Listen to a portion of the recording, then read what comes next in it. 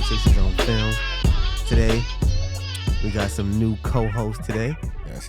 We got Kariel, and we got Jayo. Yes, that would be me. You sure today? You know they call me Bando Fernando now, but we can.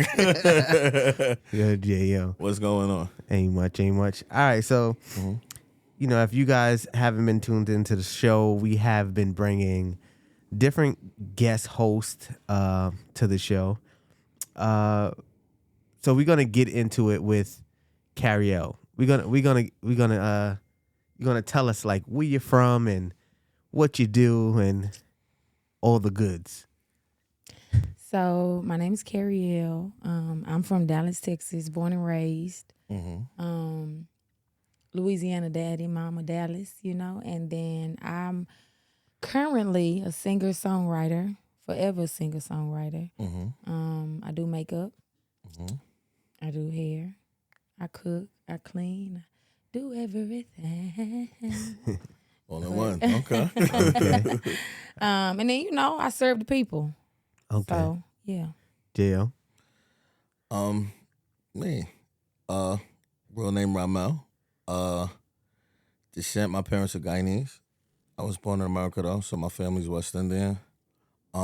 Me. Rapper, songwriter, actor, comedian, just about everything all in one. Okay. And I'm just here to serve God's purpose, whatever that is. You know, I get pulled in so many directions, so Well. whatever it may be, you know, jack of all trades. Okay. So, okay, that was great. nice to meet you guys. Yeah. You know, even though I know you niggas already. So, all right, we're gonna talk about something, right? So, growing up in Dallas, right? Mm-hmm. So, did you grow up in Dallas the whole time?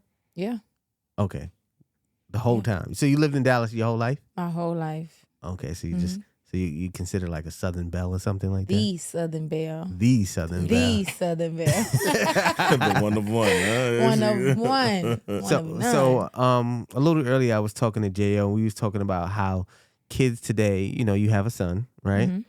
Kids today, they are raised by their iPad, YouTube, etc. How important is it for your child to have your child to have a life outside of social media, outside of YouTube, outside of everything? It's so important. I think with my son being 11, that's like, this is the most vital time for me to create that balance for him to understand that the game is not real life. You know, it's just a escape place or a fun place where you can go and, you know, kick it on the internet or whatever, but you got to know that's not always real life. That's not real life. And I think that if we allow technology to lead our kids, then, you know, we're headed for destruction. Right. So it's vital to me that I'm parenting my son, that I spend time with him. We do the game thing together. We do the PlayStation stuff together. He do it in his spare time too, but it's very governed. So what kind of other activities does he do? Like he goes outside, does he go outside and play with his friends? Oh, he got plenty cousins. So he plays with cousins and family all the time, like at his nana's and papa's. And then, like, I take him to the court. You know, I juke him up one time, break his leg. And then we go to the movies. We do all type of stuff. Like, we're active. We out and about.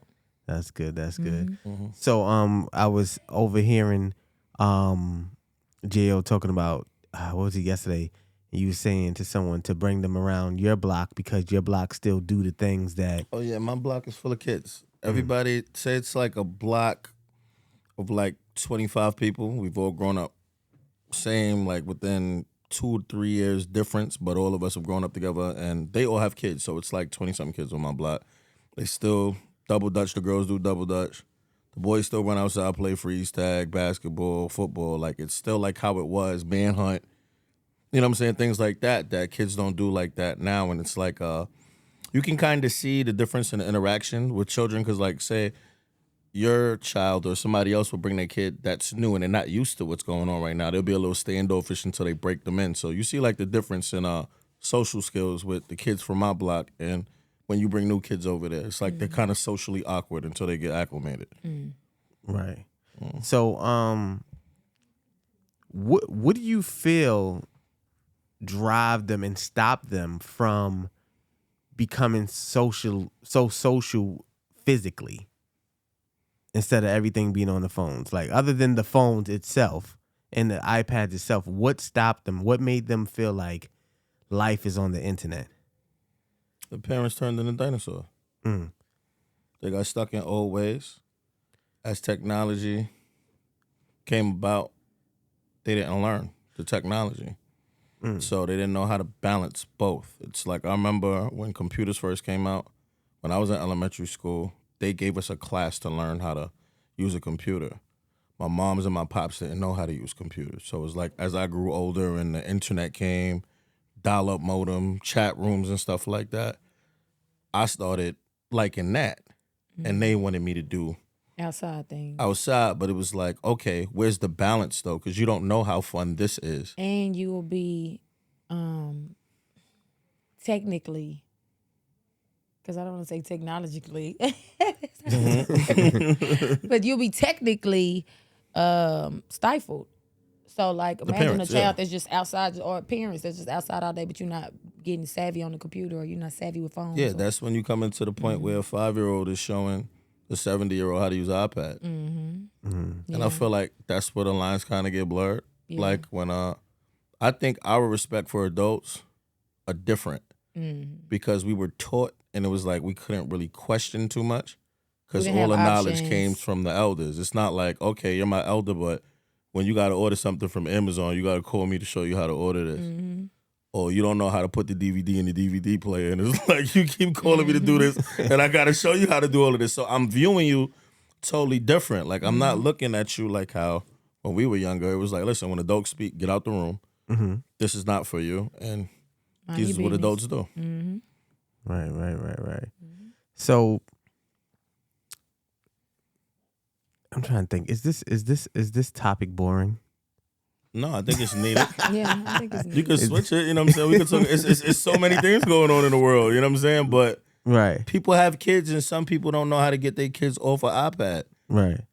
But some people don't want to because they feel like it's They safer in lazy the house. too. But some people feel like it's safer in the house. You got kidnappings happening like rapid. You know what I'm saying? You got stuff happening. You know, you go outside, play for 5 minutes, you get a phone call, your kid shot dead by a drive-by, by, you know, a miscellaneous bullet. So I feel like for most parents, it's just safer and sounder to have your kid in the house with some technology. You can go up and down the stairs, govern them, see what they're doing.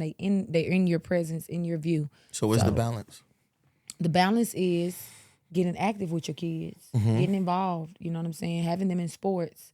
You know, hopefully family is involved where, you know, they have family that they can get different perspectives and open up with. But ultimately, you know, if not, parents got to get active with your kids or you'll lose them to the internet. So Jayo, growing up, you was active outside, right?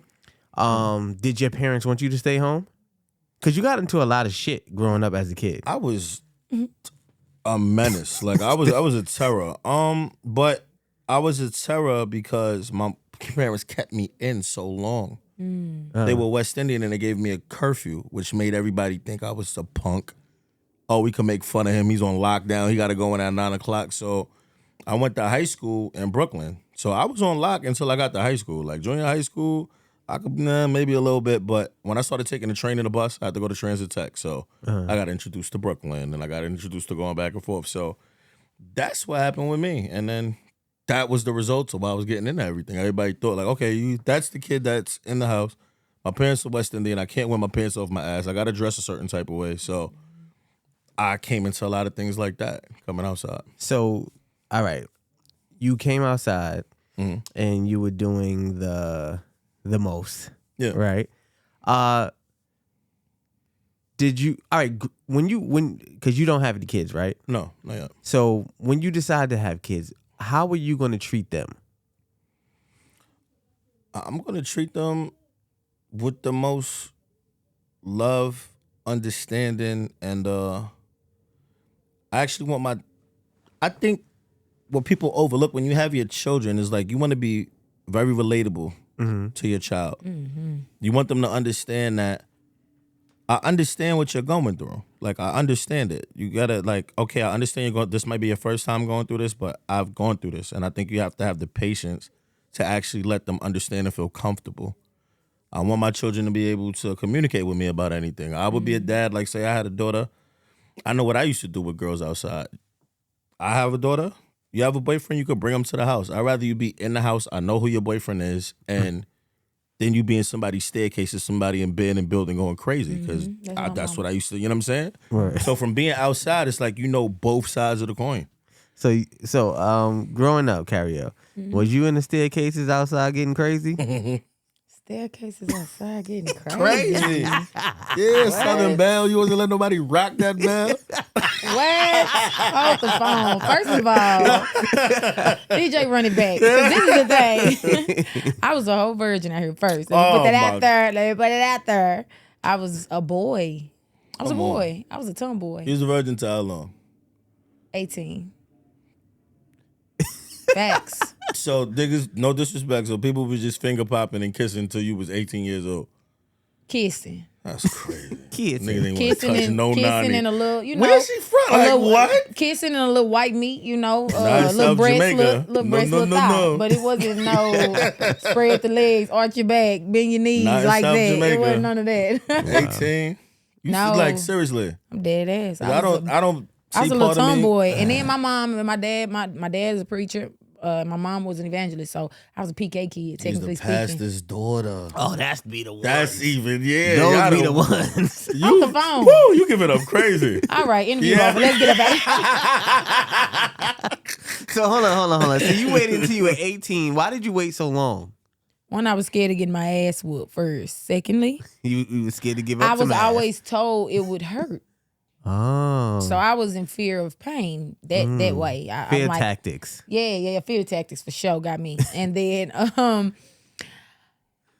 really, most of us, my mom's children were virgins. My oldest brother, he was a virgin until he graduated high school. We were just virgins. We went to church 5 days out the week. We came home, did dishes. You know, we got whoopings. We did chores, homework. We did traditional, family stuff. We went outside. We did the innocent kid stuff. Like, we went to cousins' houses every now and then, but all that sleepover stuff, it was every blue moon. It wasn't like you going to your friend's house all the time so you could just see different ways of living in other households and get attached to those habits. So because we were sheltered, I think it saved and preserved me from a lot.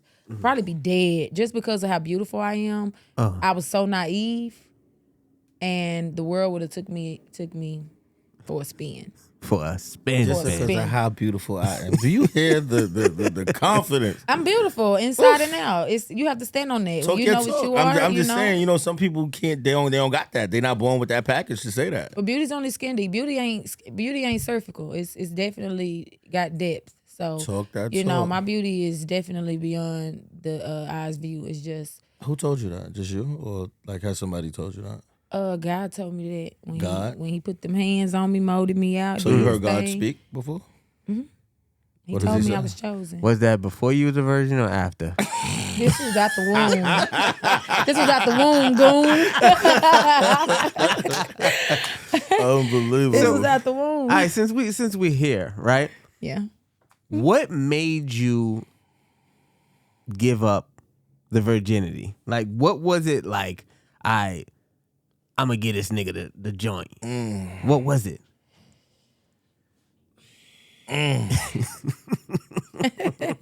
Okay, so I don't know. We had a nice chemistry. The guy that I did decide to, relinquish myself to. But to be completely honest, I'm gonna give y'all a real moment on some high school young insecure stuff. My ex, he was a freak a leak. Tell the truth. Explain Yeah, it. this What do you what mean? I was He waiting for. kind of was a little freak a leak or whatever. So he had a reputation for piping girls down. Yeah. And I had a feeling that he was doing it while we was together anyway. It was rumors, all type of stuff. But I had never had proof.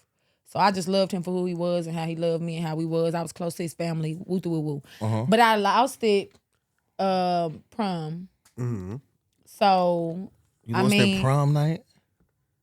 it was after, like around prom season. Oh wow. It was around prom season. So The prom. but I just felt like in a sense, crazy as it's kept, I felt like maybe it'll make him act right.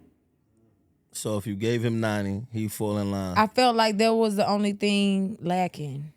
Like we had everything else, but then it was like that was the one thing I wasn't given, and that was the one thing I felt girls had one up on me. And I had already saved it this far. I'm like, who was worthy of getting it? Not even saying he was worthy of it, but I just felt like I want to give it. So how was it to him?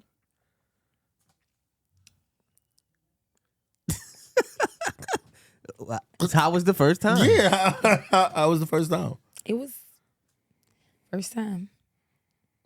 I don't think nobody had a great first time. Right? Because you're so eerie of what's about to happen, how it's gonna feel, the pain that's about to pierce you, or whatever. I lost my virginity to like a hoe, like a block hoe, right? So I honestly feel like he was too. After now, finding out everything about him, he was the hoe too.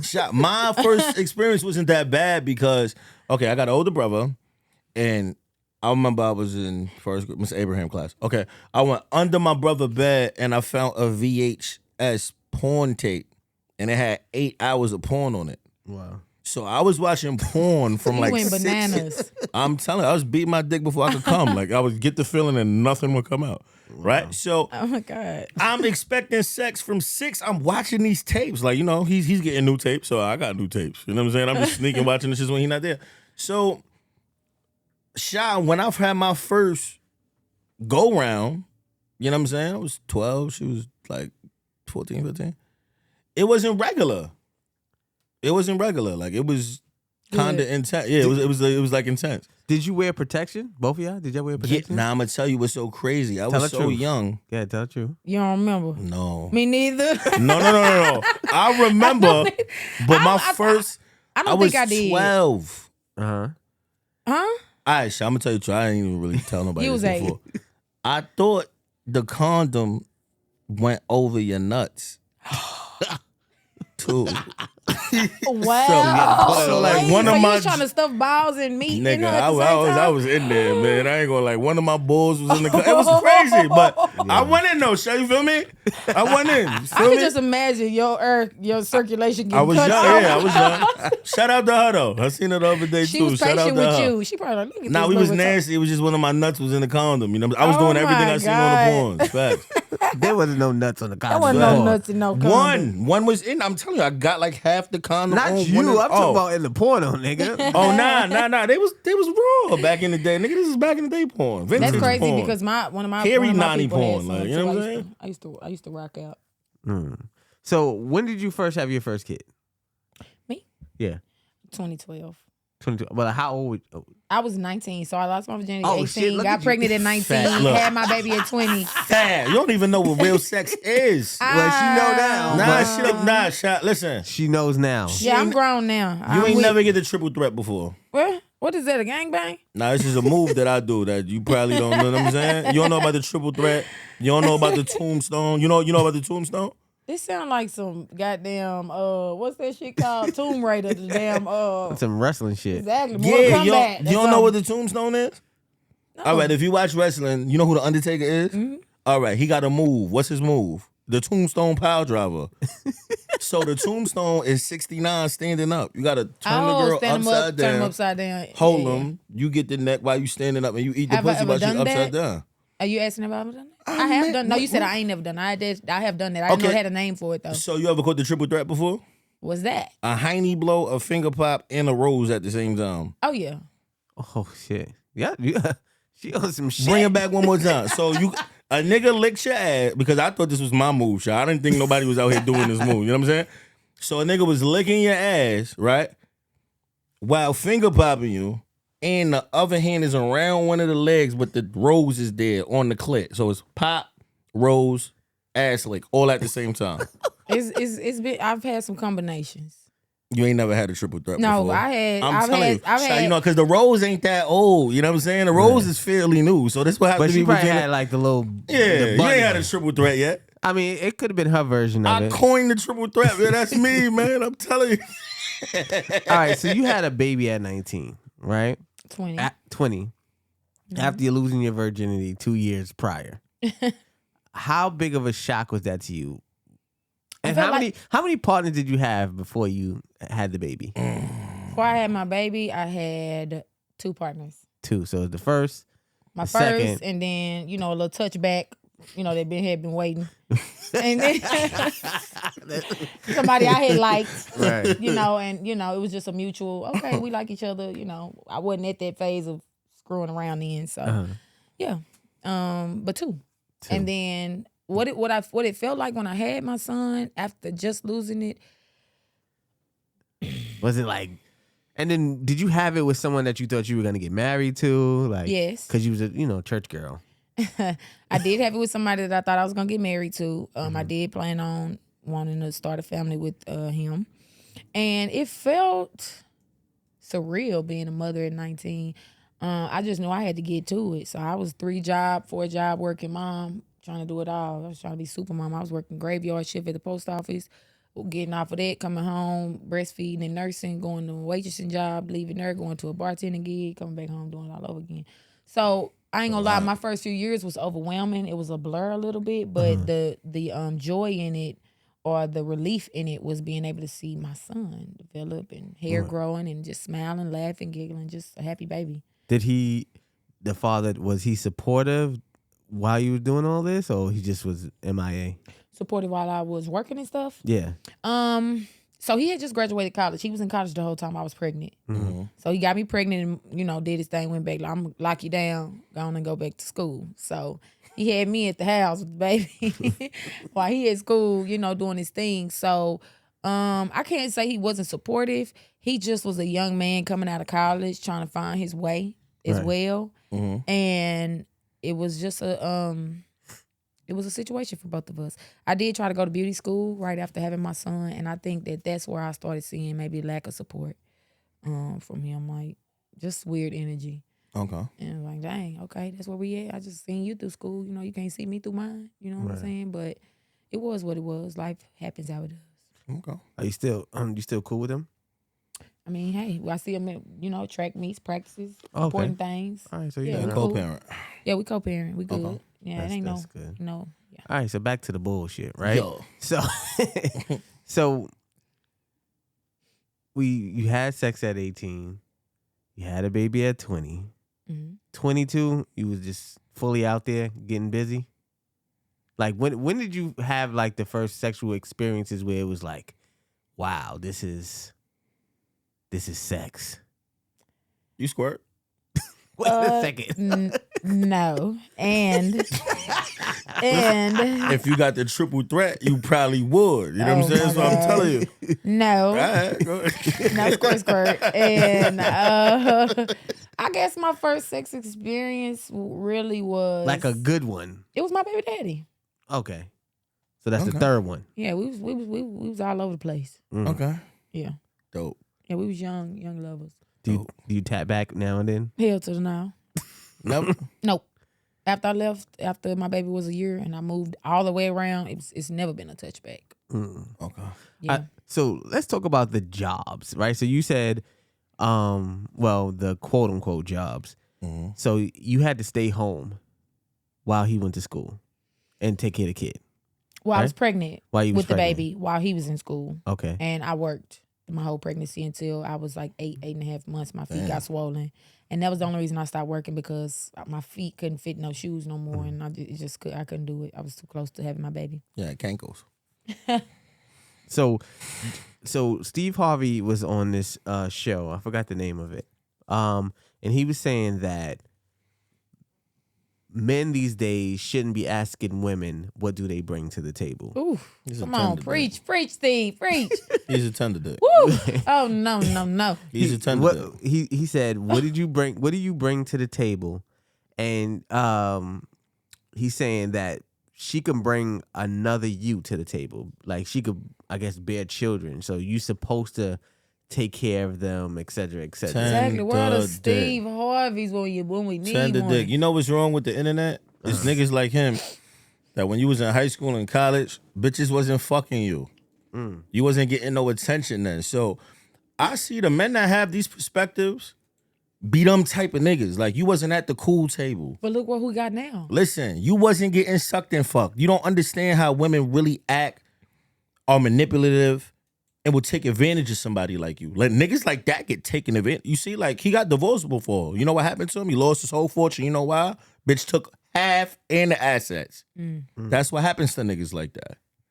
You got to know what it's about. If you find something genuine, that's different. But the ratio of genuine women that actually hold you down and are actually about something and are actually willing to build, it's slim to none now. We got the internet. It's too many options. It's too many scammers. And if you got a pretty girl, niggas is on her. It's the same thing with men. That's true. So I'm gonna play the clip so you can. It is our job to take care of a woman and some children, to have a family. That's our damn job. That's a fact. That's what's wrong with this generation today. These young boys today, what do she bring to the table? What does she bring? The hell you Gotta mean, bring a lot. man?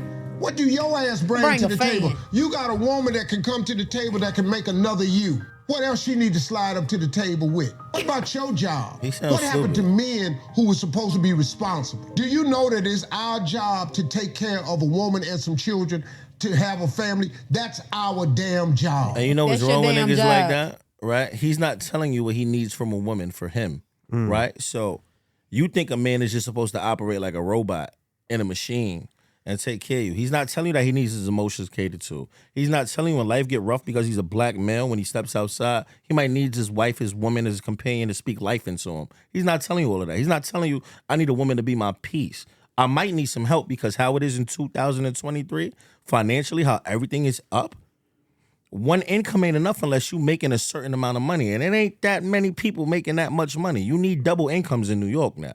Truthfully, so you need all double of this incomes back everywhere. in the day, let me sit back unless you scamming, selling drugs. Y'all might as well give that shit up now too. It's cameras.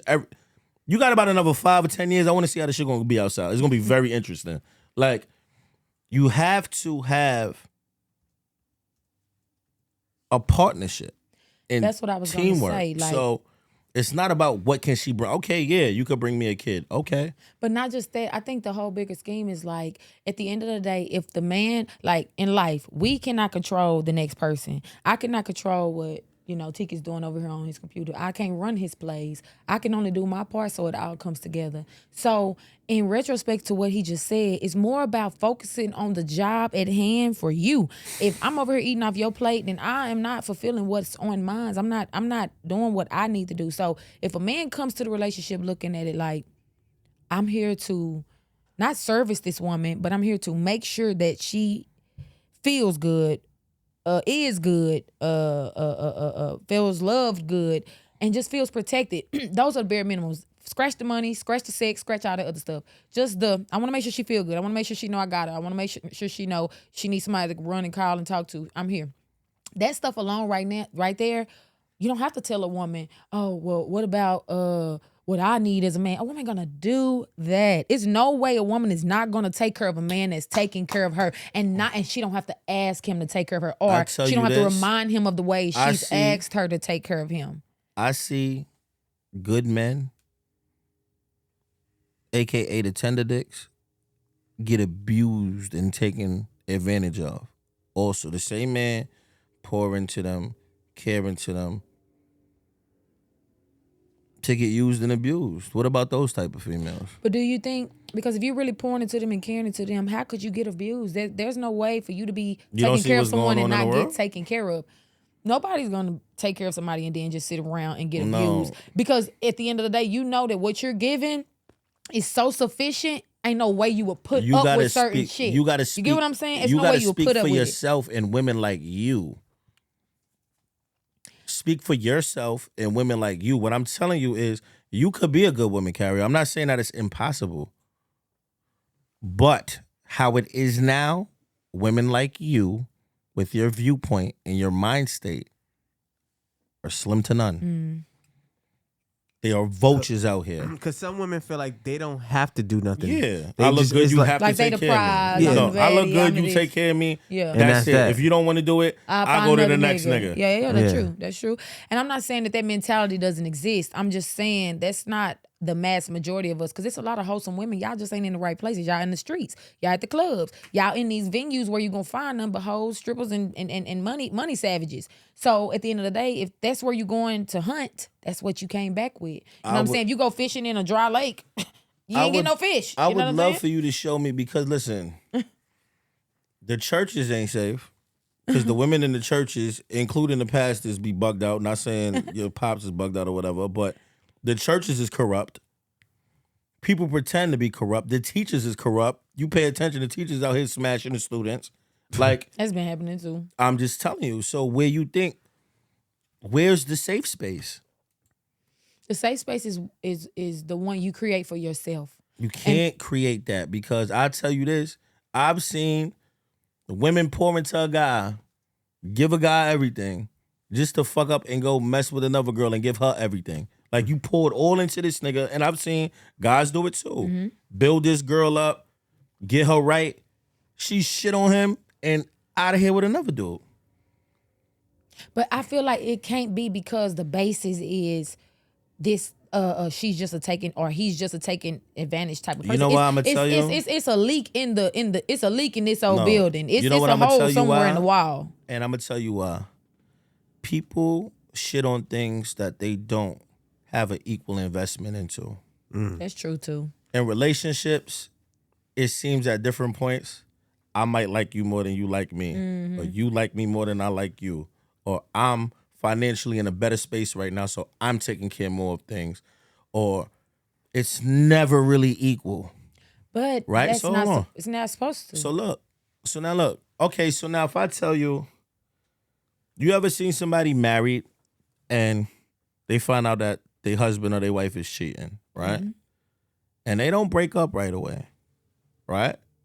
Because before, if you weren't living together, you didn't have a house together, your names weren't on the same insurance, these things weren't combined, these accounts weren't joined, it's easy to break up with you. I could just say it's done. I'm done. I'm out tonight. But no, I've invested so much that, you know what, I'm willing to overlook this little thing right here. Because we're really business partners. Because if it wasn't about the physical thing, if it's about the physical things, it's not about the emotional things. If you worried about what a person is about to walk away out of your life with instead of them walking out of your life, then that's where it was all wrong in the first place. Don't get me wrong. I'm not saying assets aren't essential, or they're not important, or you haven't worked your ass off for them and you don't deserve to walk away with your whole shit like you came in with your whole stuff. But it comes a point where what was more important the whole time? Was it the things we both brought to the table, or was it the fact that we was both at the table together? And a lot of times people don't give a damn about sitting at the table with you. They care about what you bringing. And when that becomes the major, you know what I'm saying, then you become the minor. When what you bring and how often you bring becomes the major, who you are, what you possess, and what your actual purpose is in their life and in life becomes the minor. And a lot of times people argue, oh, well, when I met you, I was doing this, or I'm doing all this for you, or what about when I gave you this money? And it's like, but what about when I poured into you emotionally that day when you was broken? What about when you lost your people? What about when you ain't know God and I brought you to that? You know what I'm saying? Now you living a little more disciplined. Now, you know, what about us changing our eating, working out together? What about the simple things? So now look. Because once you get all that healing and all of that togetherness together, everything else where is you a goal. were raised and your morals and principles, just because you broke things down like that, you think totally different than about 90% of the women that I encounter. And when you in a time where the mothers and the daughters do the same thing, clubbing together. If I could see your mom smoking hookah and twerking right next to you, yeah, out of and control. This is the behavior, that's all right. We in a bad spot. And women that have your mind state, we gonna need more y'all, because this shit is bad outside. Like, if you look how women think they could do what men do now, and as crazy as it sounds, it's a double standard. If I fuck a bunch of bitches, I'm the man. If you fuck a bunch of niggas, you a hoe. Yeah. It is how it is. Right. You just look at women a certain type of way. You should not be that easily accessible. True. Is it an excuse for men to be dogging and dragging their dick outside and going crazy? No. But But this is just with the us as women standard. have a choice if we want to deal with a man like that or not. I mean, a lot of people lie, and you can't. A lot of people in polygamous relationships and they don't even know. If you're getting cheated on, you in a polygamous relationship. You just don't know you. Basically. That's crazy. That's crazy. So when did women, used to be like, niggas is dogs and all that shit. When did women become like, yo, this bitch ain't shit? Dogs. We became dogs once we we became dogs after not getting our tetanus shot. Meaning we got bit by dogs too many times. So, I mean, eventually you turn into one, just like a vampire sucking your blood. You're going to be a vampire. I started praising whole shit. Facts. Is what happened. That men are softer and not firmer. They don't stand on principle, because you will judge a woman for walking out the house in a certain attire because you're insecure with what you have and you don't know how to secure her, or she's just too much for you to handle in the setting you about to go in. But then you will cheat on her with the very thing you didn't want her going out looking like. And so I just feel y'all like are very naive. You think you're gonna come out the house wearing a certain garment, a certain attire, without me around you or a male to protect you? You really don't know what's outside. No, I'm saying when you with your man. I'm saying like a man will convict you. Like if y'all going on a date, you want to be super sexy. They will make you feel crazy for wanting to have sex appeal with them. But then when they're not with you, the same sex appeal you had on the next woman is acceptable. And it's actually something that they will entice and indulge in. But then I'm at home looking the same sexy and you crucifying me, or you making me feel insecure for even wanting to feel beautiful or go the extra mile to get super beautiful as I may want to be. It may not be about attention. It may be about my self-esteem for that day. You see, me, I'm opposite. I like when I go out and niggas look at my lady. I like it. But you're one out of the...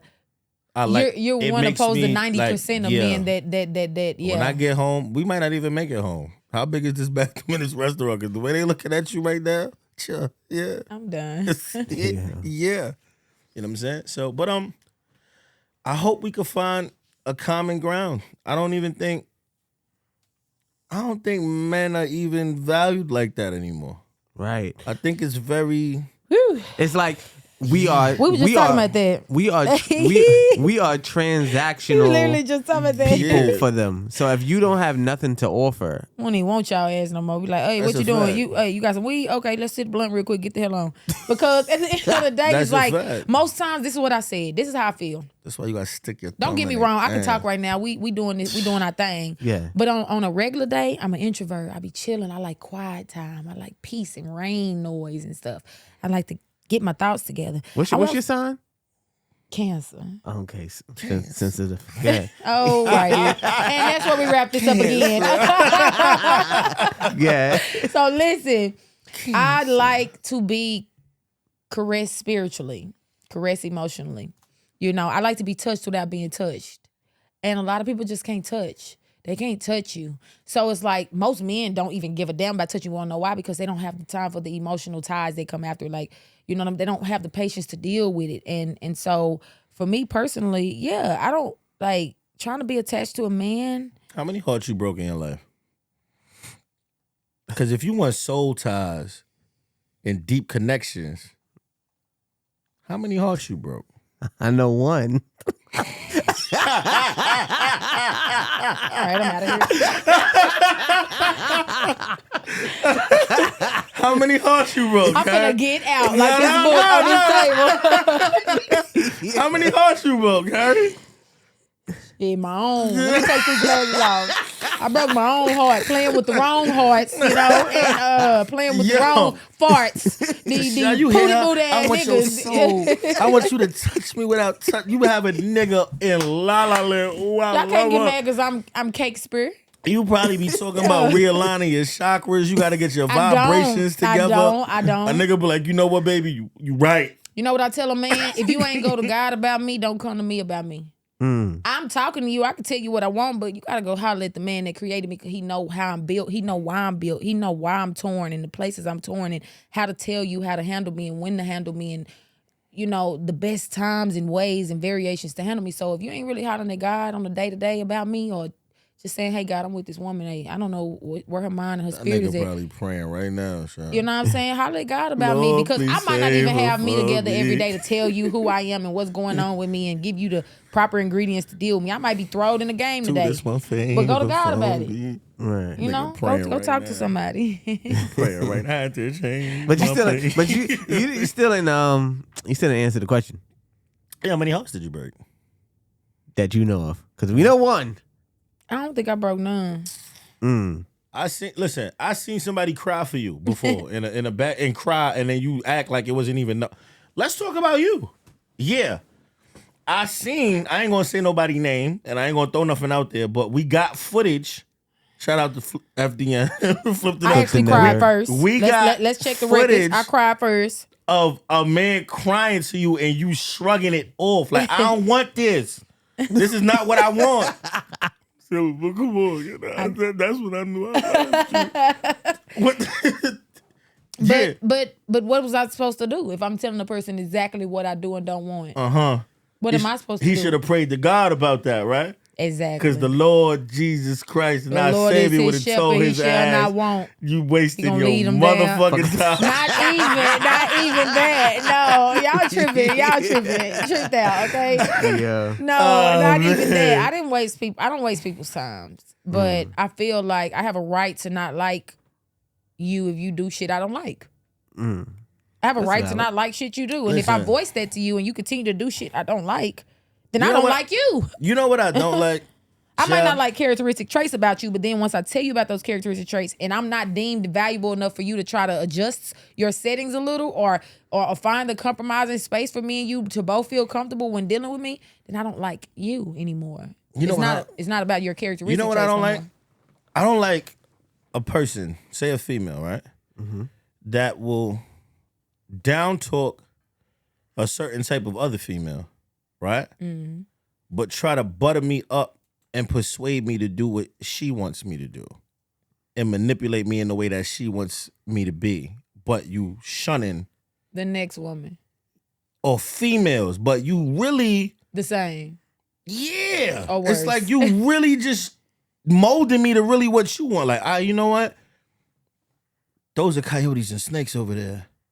I'm a pretty peacock. Look at my feathers. But you just throwing me in the feathers It's the bird references for me. You know what I'm saying? The birds, yeah. My feathers are so pretty.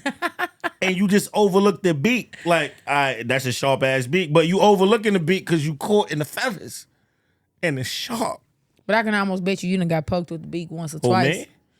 Whoever the person dealing with the beak is, you got poked by the beak once or twice, and you chose to patch it up on your own and push on. I got my heart ripped out my body before. One time? I say one where it really kept, but I've had like two bad breakups. Okay. Where like I was in the bed, no shape up, I didn't want to eat. Was one of them your friend? I'm mad. Huh? Was one of them your friend? Your females or your women that you deal with are going to be like your best friends, no? No, I'm talking about your friend. You know your friend. No, he's on. Never mind. My friend. Look, he be trying to call me out. I'm trying to call him out. No, I actually. So what happened? What was the heartbreak? What was the event? You don't have to say the name or whatever. Just what event happened to where it was like, yo. I had a situation where I got locked up with some guns. Okay. Right? Police ran in my house. And basically, long story short, I got cut right here on the side of my head, right? Oh, okay. Got cut. And when I got cut, me and my friends went to go buy a bunch of guns to go do something to the people that did something to me, right? So, long story short, you see, God works funny. Now, we so young and we so dumb, we're testing these guns in my backyard, Shatek, right? Yeah. Wow. We're shooting these shits we just buy them, so, we fire them. The next door neighbors thinking we in a shootout. Wow. They call the police, right? So, after we do this, it was like 4. Yeah, it was 4. I put the 4 in a bag, bring the 4 in. The police is rushing as soon as they coming out my driveway, the police is rushing in. Now, I'm not knowing, it's shell cases right here. They don't need a warrant because it's probable cause now. I'm thinking I could use the warrant shit. Like, yo, you ain't got no way you can't do. Them niggas kick my. Boom! And you're a kid. We don't gotta do none of this, right? Right. Yeah. The girl is in the house. So I'm like, yo, they about to lock everybody up in the house? They're like, yeah. So the bag of guns was literally around, like, say the cops is here, all they had to do was walk straight into the right. They was gonna see the bag as soon as they turned to the right. I said, hey, listen, let her go. I know what y'all looking for. It's right there. Just let her go home. Don't lock her up. She don't got nothing to do with it. I get locked up. I go do my bit. She fucks a nigga. I call my brother while I'm going. Oh, gosh. Oh! Oh, yeah, get it out. Look. Oh! I haven't been the same since. That was a life changing, wasn't it? Woo! Karma, though. Because I'm a bad man. Yeah. For that one heartbreak, I gave it. But were you completely wholesome in that relationship? No, that's what I'm telling you. Exactly. But that was a pierce. That was, yeah. And that's what makes y'all so mad at women and try to look at us like we're the worst because y'all feel like, well, we get y'all.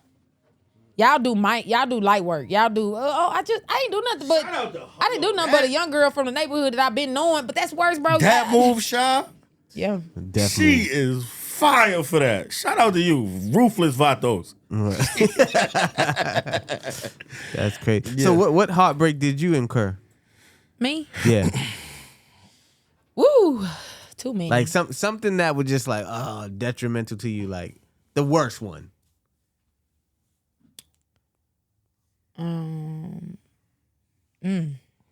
That one, the one that made you just go, Getting cheated on while I was pregnant.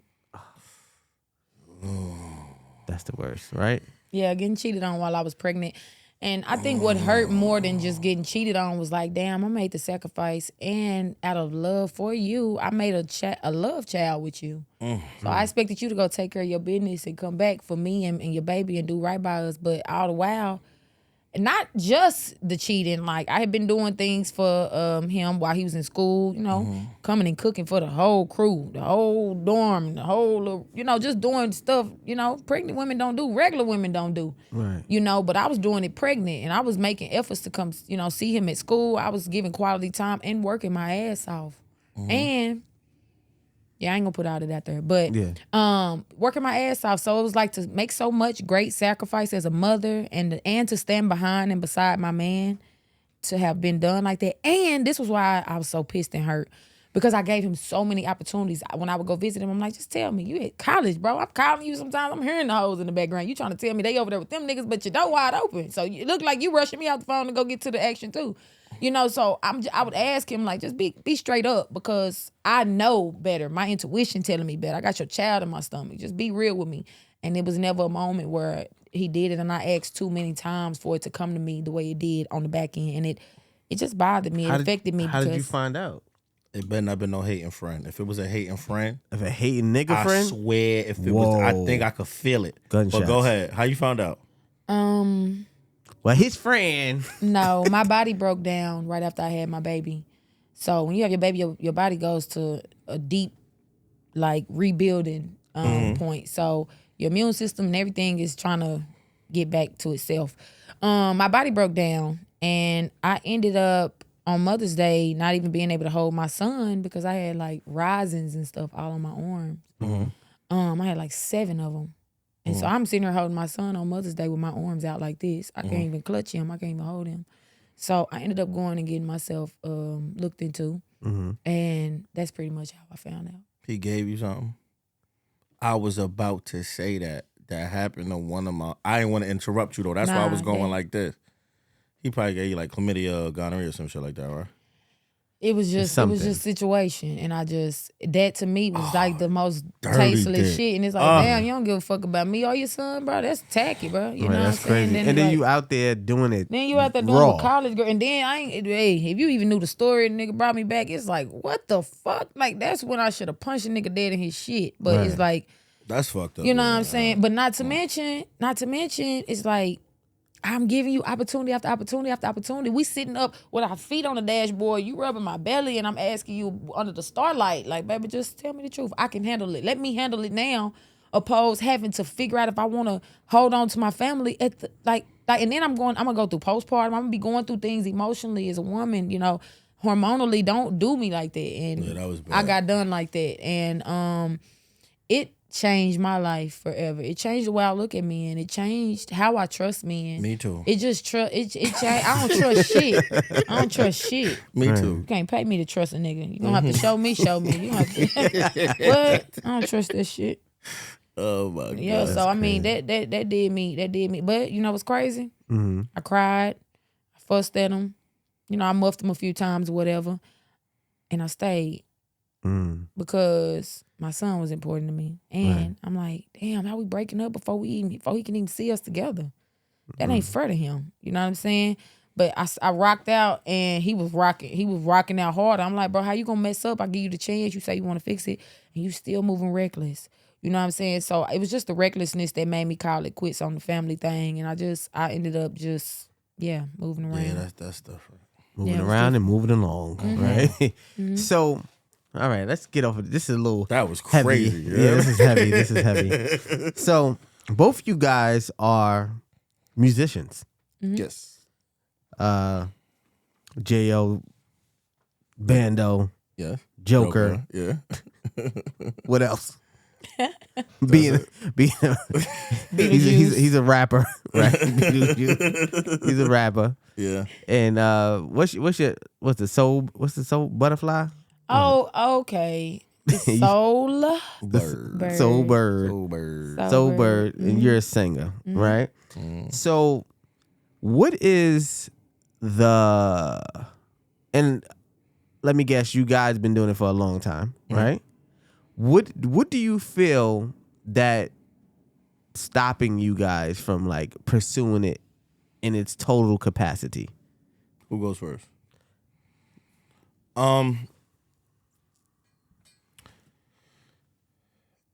Being a rapper made me not really want to be a rapper, right? Because I was in a group at one point in time. You hear me, Jean? Yeah. So I'm in a rap group,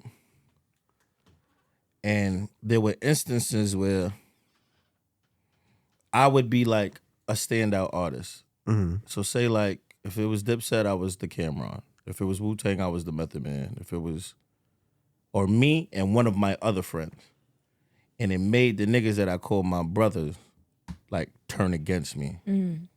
And not like that I was getting opportunities and falling out. It attracted hate and envy. Yeah, but from like the closest of people to me. Yeah, exactly.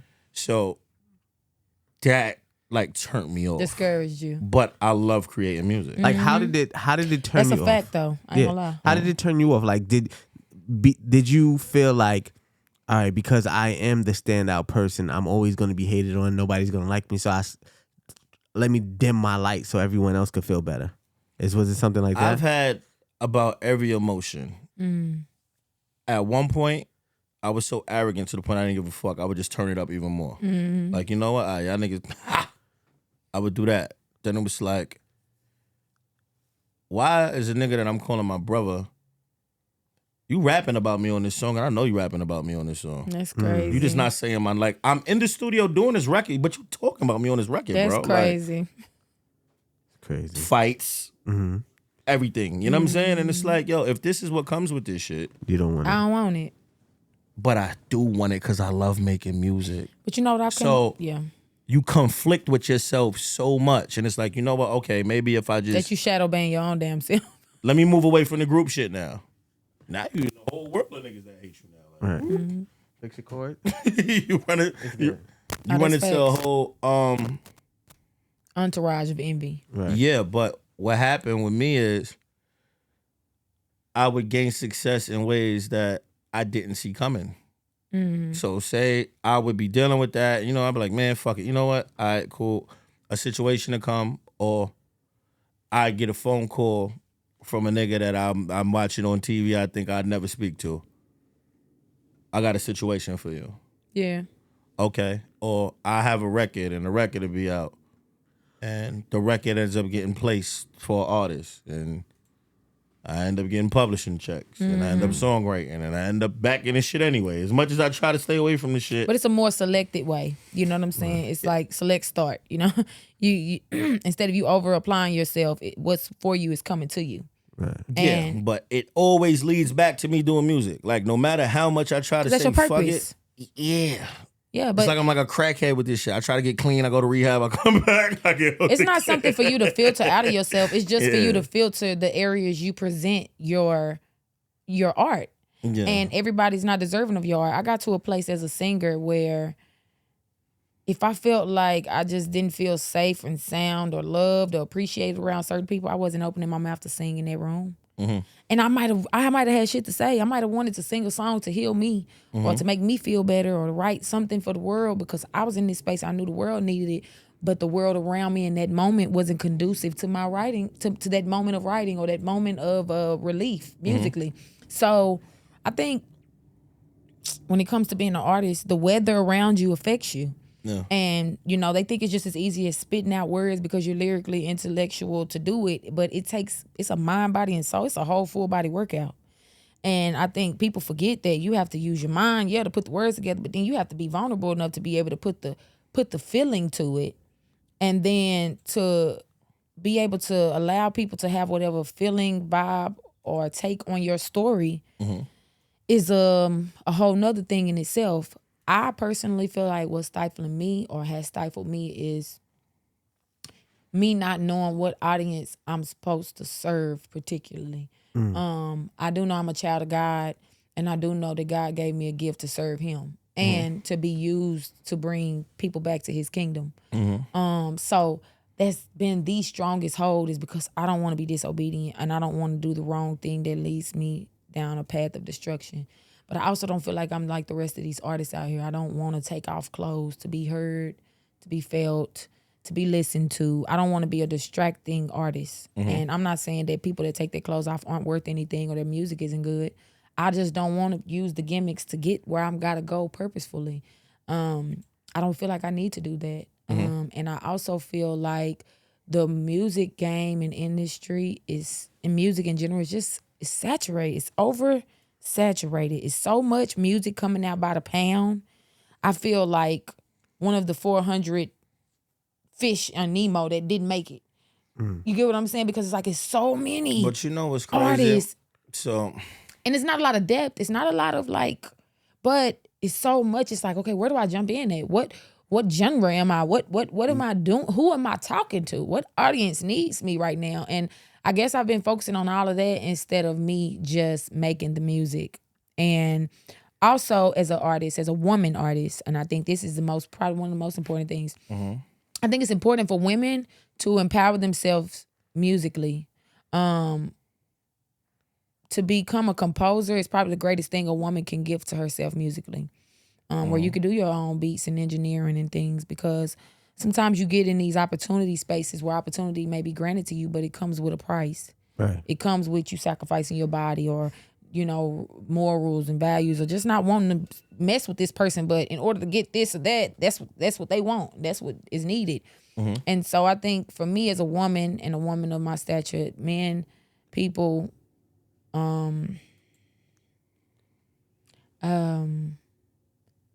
they want to have the access to me, but they don't respect it. Right. Yeah, they don't respect it. And so I don't want to grant my access to anybody, whether it's for a song or not. I'll keep it to me. I don't want to take my music and my art to my grave with me. I want to leave it here and let it leave a legacy, but I'm trying to figure out I don't think you should now this is where I catch like a weird epiphany the other day, right? I go see Creed 3. And I'm watching Creed 3, and there's a part in Creed 3 where his wife is a songwriter that's going deaf. Right? So she's singing a song, but it's an artist that she developed. So she wrote the song, she constructed the song, but the girl's on the song singing it. So she's looking at her sing the song, but she's crying, like she's tearing. And then the other guy walks up to her, and he's like, yo, how does it feel? And she's like, what do you mean? He's like, how does it feel to have somebody else singing your song? And they get like all the recognition for it, and you don't. I remember that part in the movie. So it hit me so hard. It made me like my breath. I was like I felt it. Like I've had songs literally sitting in my notebook, Shatek. Like I'll write this shit, I'll record it, and it ends up being this nigga reference in his single now. Like, and I'm like, yo, I just had this shit right here. That's not what I had for, yeah. No. I've literally had these songs and these ideas. I'll record it. And in 2-3 days, this shit is on the radio all over the place. And this nigga is all over the place. And I'm like, the talent ain't the problem.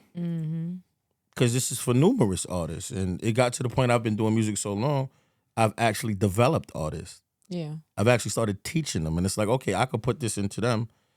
You know what? I got to do this for myself because I don't want to, you don't want the what if. You don't want to be 45 sitting on your, like, damn, I could have did that. Yep. I thought I was over it, but nah, if I really would have just gave myself 100% and took the money, I got a check coming every 3 months for these shits now. So I could just take that money and put it in. So you know what? Let me just do that. So even if it don't work, I could go, you know what? I gave myself 100% with this shit. Don't half-ass yourself to the point where it's like. So what got you to that point where you figured out that you've been half-assing yourself?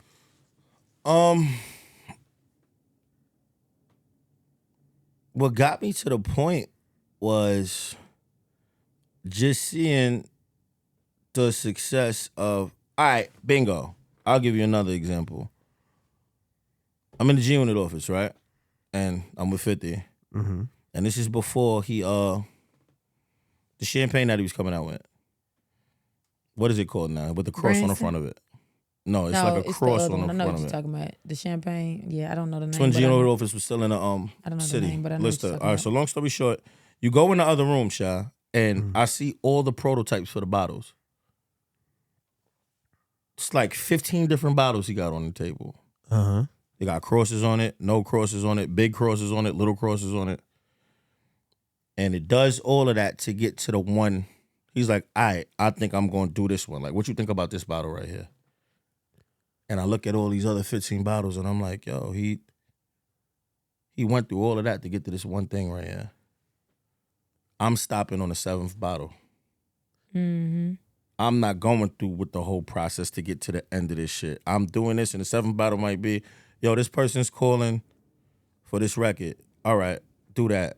I get a check for 15 grand in 3 months. I feel like I did something. I stop at the 7th bottle. I don't go all the way to the 15th. But the 15th might have made you 30, 40, 50 more thousand, 100 more thousand. I would have ended up with the shit that I was supposed to end up with. Right. So me realizing to myself, like, yo, you got to finish the race, bro. You can't. It's a slow cook. So if it's 100, I'm stopping at the 50 or the 60. So basically, it's definitely endurance. So basically, yeah, like she said, endurance. You just don't have the patience. No, I started getting satisfied with the little wins instead of the big ones. Got you. Because every time I see Shatek, I ask Shatek where I bump into him at in the jeweler. Right. We buying jewelry. I hit Shatek, what you doing? Vacation. Where you at? I'm on vacation. I got comfortable. What you trying to say? I'm comfortable too? I'm just saying. You know what I'm saying? So I got a little comfortable. But it all leads back to the. Now say I do a reference and I send it out. And it gets to the point where it's like, yo, who's doing these references? Because he sounds better than the motherfucker. Who's doing these references? Right. Even as I might want to stay away from I get a call back. Yo, boy want to meet you. Wow. You sounding better on the references than the nigga they trying to get a record to. So I get always pulled back into it. So now it's just, I'm going to just take all my resources and dish it into it. So what do you feel, what's stopping you? Like, is it being able to get to the studio? Is it? Oh, nothing's stopping me. Not you. I'm talking about. Kariel. What's stopping you? Like, other than the taking off your clothes. For me, where I'm at in Dallas, some of it is the lack of connections. Excuse me, the lack of connections a little bit. What I said a little bit earlier with just men wanting to have your presence in the room, but don't treat you like a present. You know what I mean? Ready to unwrap you instead of let you sit under the tree and just present yourself. You know, and so it's those two things, and then at times money. Right. Money, you know. Who wants to start writing on a song, start recording, and then don't have all the money to finish it and put the vision behind it and record and do videos and, you know, etc. Me being a mother, I'm not a single mother in totality because his father does help, and he's active, but I'm single on my end of things doing it. And so with that being said, I don't always got room to flex vocally, Right. financially. So do you feel all right, not only that financially, but are you serious? Like what have you put in front of your career? Has it been men or relationships? Like, was that more important and than chasing your dreams at times? No, it's been my son. Okay. And then at times relationships. And after not being encouraged and having dark spots and dark moments in my life, life has done a number and kind of choked me out to where even though I want to do music and I'm passionate about it, I don't have the drive for it like I would want.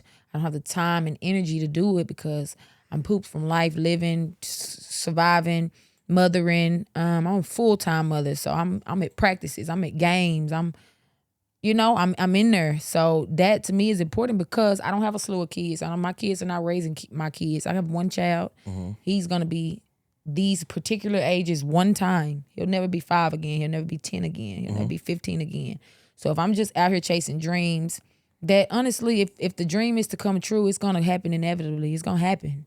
You know, me trying to sacrifice my son or the time I'm supposed to spend with him or the responsibility of raising him or even being a mother or even just being present in places and moments I'm supposed to be.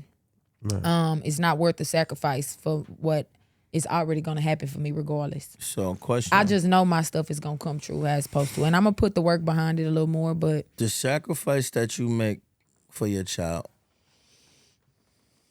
now, right? And this is your dream. This is something you love. This is something that you probably wanted since you were a child, right? To be a singer. Do you think the sacrifice, not saying that it's worth it, because it is worth it to pour into your child, it is, but do you think if it doesn't happen, you could look at your child and not resent anything? absolutely. Now, Absolutely. you're one of the few people I've heard say that, because I've asked this people, because, you know, they be like, yo, because I'm like, and it's like, yo, if it wasn't, and I'll hear people get mad, like. Absolutely not. I would not ever resent my son if I never, because this is the thing, like I said, I don't even know if this world of music is where I belong. So it's not about me rushing to a world of confusion, a ball of confusion. I'm taking my time with me musically. I'm letting my music marinate and saturate. Not saturate, marinate. And I'm just right now trying to identify what type of artist I'm supposed to be, who I'm really supposed to be. I don't feel like you can waste talent, but most times if it's real, it don't fade. You know? You got some people that's 60, 70 years old still got vocals on them. Right. Aretha Franklin right now can still blow a house down, I'm sure. You know, so if like I said, if my time is to come, it's gonna come. But I do believe that God blesses you when you take care of your responsibilities. Right. When you honor what's important, you know. At the end of the day, my son is not worth sacrificing for my dreams. My dreams are gonna come true. And that ain't got nothing to do with him. But how much time I give to the music over him has everything to do with me. Right. You get what I'm saying? And then I don't feel like if I'm going into a world of music, I should have to be choosing to sacrifice my son over it. Like, it shouldn't be that. It should be, he could come along. It should be made to where it's open for both of us. This is a world I'm creating for the both of us. It's not leaving you out, leaving you behind, or going without you, you know? So it's just me trying to find my route and my destination point, not what other people see for me, not what other people think I'm supposed to go, supposed to be in, or supposed to be singing. Is what I'm supposed to be doing as a mother, as a child of God, as a woman of God, and as a leader. And I think that sometimes we can get caught up in our passions that we forget what the purpose is. Right. You know? Well, yeah. What I can take from what you guys saying, well, what you're saying at the moment, sometime you have to sacrifice, not in a evil satanic way, not like that. No bloody stuff. No bloody stuff. You have to sacrifice some time and some things in order for you to get to the next level, because God could give you this gift and he knows it's not going to be, everyone can say what's for me is for me, but in order for you to get what's for you, you have to go get it. Yeah, he's not just going to works. give you everything. You understand what I'm right. saying? Like right. he giving you the will, the know-how, and the breath and the gift for you to do it. Now you have to do what you got to do. Maybe sometimes it might take away from you parenting, but also just like perfect example, you go to work. You spend your 8 to 9 hours or whatever a day at work, and your son is in school, or it could be vice versa. You could be at work while he's still at home doing X, Y, and Z. You're just doing what you have to do in order to be able to bring some food to the table. But I'm just telling you, if you don't walk into your passion, or walk into your gift, or whatever, what is the word? Walk into your purpose with passion. You'll never reach your goal. Exactly. Yeah, I got you. And the same thing with me. Like when I was younger, I was so like, my first kid, like I was so like into like the music and becoming a producer, and I missed out on a few things and dealing with certain things. Yeah. But I can tell you today that I am happy that I did what I did. Because today I can sit here with you guys and never have to look at working the 9 to 5 again for some shit I did 20 years ago. Yeah. Because I decided to move forward, and I'm able to afford and do things that I want to do because I've let my passion drive me to my purpose. So at the end of the day, just always remember that God gave you these talents for a reason, and I don't think you should just die with them. Exactly. All right. So give them your Instagrams, yes. Okay, guys. So my Instagram. All right, y'all. My Instagram is the THE real Kariel Kariel Soulbird SOULBIRD. It's a long name. It's that for now. It'll be changed soon because I don't want to be on my ass about it. But the real Kariel Soulbird. Mine's is at it's ITS Bando BANDO Fernando FERNANDO. Right, if it ain't the kettle, if it ain't the right. Bando Fernando. And both of you niggas is not gonna have that same name. No. Thank you. Nah, trademark it. If his name ain't a let alone like mine. No, Bando's mine. It's mine. Yeah, but that don't mean you gonna keep the damn name. No, I'm gonna keep it. All right. Bando Fernando. It's catchy as hell. Well, I ain't gonna lie. All my socials is conversations on film. If you don't know how to spell that, figure that shit out. That's not a catchy name, child? Bando Fernando? Yes. Sure. Very catchy, exactly. It's very catchy. Chitty chitty bang bang is too, but it don't mean it's supposed to be a damn username. And you can follow me on Instagram, Conversations on Film, Shatek the producer, Beatsonfilm. Check out Flip the Network. Yes. Already Big FDN shout in the out to building Flip for sure. the Network and the JV and the Joe Buttons podcast. Shout out to Flip. Shout out to Flip for sure. Word. Shout out to Joe too. For sure. Shout out to Shatek and Mr. Fernando. Bando. Bando if you're nasty. You better not leave me hanging. I would not leave you. We had a good convo. All right, we out. Peace. Peace. That was dope. Whoa, Shatek.